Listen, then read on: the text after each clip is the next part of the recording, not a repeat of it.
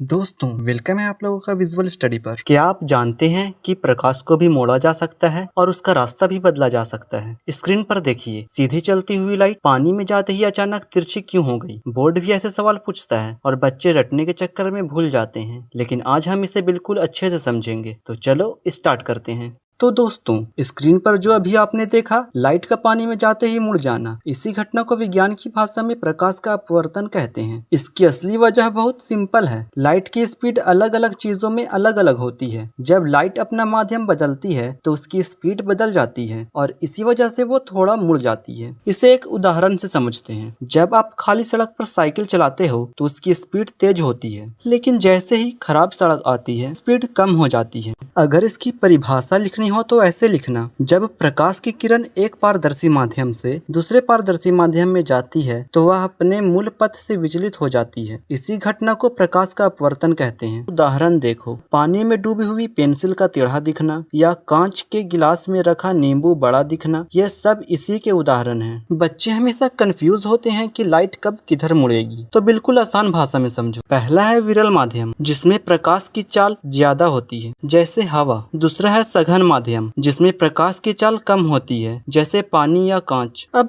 Screen पर इस 90 degree की सीधी लाइन यानी अभिलंब को देखो। अब इसके दो नियम हैं। पहला नियम, जब लाइट हवा विरल से पानी सघन में आएगी तो उसकी स्पीड कम हो जाएगी और वो अभिलंब की ओर झुक जाएगी। दूसरा नियम, जब लाइट पानी सघन से हवा विरल में जाएगी तो उसकी स्पीड बढ़ जाएगी और वो अभिलंब से दूर भाग जाएगी। जैसे चैप्टर 1 में परावर्तन के दो नियम थे, वैसे ही अपवर्तन के भी दो नियम हैं। पहला नियम, आपतित किरण, अपवर्तित किरण तथा आपतन बिंदु पर खींचा गया अभिलंब तीनों एक ही समतल में होते हैं। दूसरा नियम, इसे स्नेल का नियम भी कहा जाता है। किन्हीं दो माध्यमों और प्रकाश के किसी विशेष रंग के लिए आपतन कोण की जगह साइन आई और अपवर्तन कोण की जगह साइन आर का अनुपात एक नियतांक होता है, यानी साइन आई बटा साइन आर बराबर एक नियतांक। दोस्तों दूसरा नियम यानी स्नेल का नियम को अच्छे से याद रखना। अगर परीक्षा में 2 नंबर में आए तो परिभाषा और ये फॉर्मूला दोनों लिख कर आना। तो दोस्तों आज का क्लास कैसा लगा कमेंट में जरूर बताना।